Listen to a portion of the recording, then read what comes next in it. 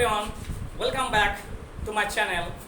जैसे कि हम पहले वीडियो में बताए आप लोगों को क्लास 11 के साइंस ग्रुप के बारे में पूरा तरह से डिस्कस। अब बारी है क्लास 11 के फिजिक्स चैप्टर यानी फिजिक्स सब्जेक्ट में क्या क्या आपको सिलेबस पढ़ना है। उसी सिलेबस को एक एक करके हम बारीकी से आपको समझाएंगे कि आपको पढ़ने में और समझने में आसानी होगा। इनमें से ज़्यादातर यहाँ पर भी कुछ बच्चा बैठा हुआ है, उन लोगों ने गेस किया कि जो आपका सिलेबस लिखा हुआ है सर, उनमें पूरा साल में फिजिक्स में 15 चैप्टर पढ़ना है। इन 15 चैप्टर में कम से कम 6 या 7 ऐसा चैप्टर है जो आप लोग क्लास 9 में या क्लास 9 में पढ़ चुके हैं। तो फिजिक्स उतना टफ नहीं है, बहुत ही ईजी है, लेकिन सीखने बहुत चीज़ मिलेगा। तो आइए एक नज़र हम डालते हैं और फिजिक्स के सिलेबस के अनुसार।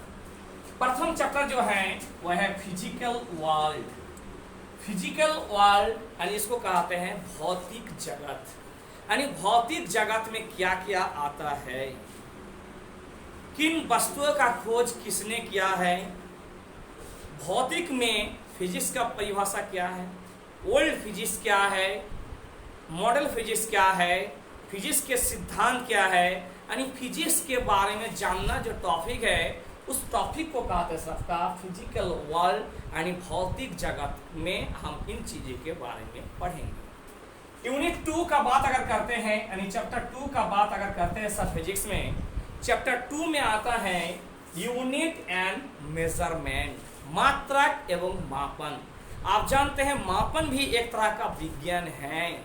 जब पहले किसी तरह का मापन का खोज या आविष्कार नहीं हुआ था तो आदमी को पहले परेशानी होता था, यानी कभी आपका पत्थर से नापता था, कभी डब्बा से नापता था, यानी कभी क्या वैसा हाथ से नापता था, कोई परफेक्ट यूनिट नहीं था। लेकिन जब यूनिट आया तो आदमी के जीवन में पूरा तरह से विस्तृत हुआ।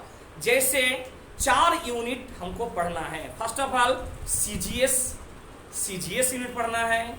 उसके बाद हमको क्या पढ़ना है सर, आपका एसआई पढ़ना है, एमकेएस पढ़ना है और एफपीएस पढ़ना है। 4 यूनिट के बारे में सबसे पहले जो आया था सर आपका एफपीएस, फुट पाउंड सेकेंड पद्धति, यानी सबसे लंबाई को फुट में मापा था, द्रव्यमान को पाउंड में मापा था और समय को किससे मापा था सर आपका समय में। उसके बाद आया था सीजीएस, जिसमें लंबाई को सेंटीमीटर, द्रव्यमान को ग्राम में और समय को सेकेंड में। उसके बाद जो हम लोग के पास चल रहा है पद्धति, उस पद्धति का नाम है सर एमकेएस पद्धति, जिसमें लंबाई को किस में मापते हैं सर हम लोग मीटर में, द्रव्यमान को किस में नापते हैं सर आपका केजी में और समय को क्या नापते हैं सर आपका सेकेंड में। इन सब के हट के एक नया मात्रा दिया था 1970 के आसपास, जिस मात्रा का नाम है sir SI, the system of international unit. इसके बारे में हम विस्तार पूर्वक चैप्टर में बताएंगे आप लोग। ओके, नंबर 3 चैप्टर जो है कि motion in a straight line, सीधी रेखा में गति, यानी इसको कहते हैं सीधी रेखा में गति। हम लोग क्लास 9 में पढ़ चुके हैं।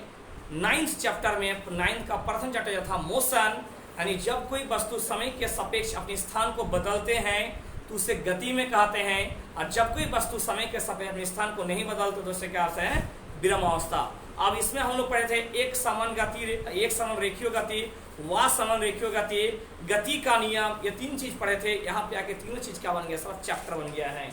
दूसरा हम लोग देखते हैं मोशन इन ए प्लेन, यानी समतल पे गति, यानी समतल में जब गति करेगा उसका क्या क्राइटेरिया होगा, क्या मूव करेगा, क्या पथ होगा, क्या चीज होगा, इस चीज के बारे में हम पढ़ेंगे। और चैप्टर 5 के बारे में सब कुछ जानते हैं, लॉ ऑफ मोशन, गति का नियम, यानी न्यूटन ने गति के जो 3 नियम दिया था, गति का प्रथम नियम, गति का सेकंड नियम, गति का थर्ड नियम।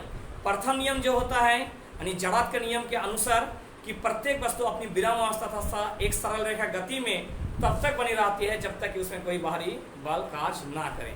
क्या आप लोगों को समझ में आ रहा है कि समझ नहीं आ रहा सर? समझ में आ रहा है ना? क्योंकि आप लोग क्लास 9 में पढ़ चुके हैं। चलिए आगे बात करते हैं हम लोग इसके बारे में, वर्क, एनर्जी एंड पावर। ये भी आप लोग पढ़ चुके क्लास 9 में।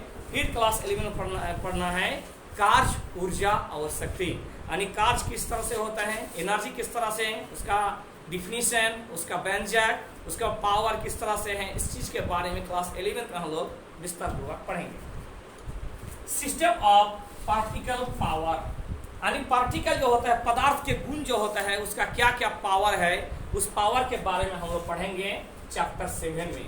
चैप्टर 8 में पढ़ेंगे ग्रेविटेशन पढ़ेंगे, ये भी आपका पढ़ा हुआ टॉपिक है जो क्लास 9 में पढ़े हैं कि किस तरह से न्यूटन के ऊपर सेब गिरा और सेब को उसने खाया नहीं, उठाया, उठाने के बाद उसने अपना इससे करके हो रहे हैं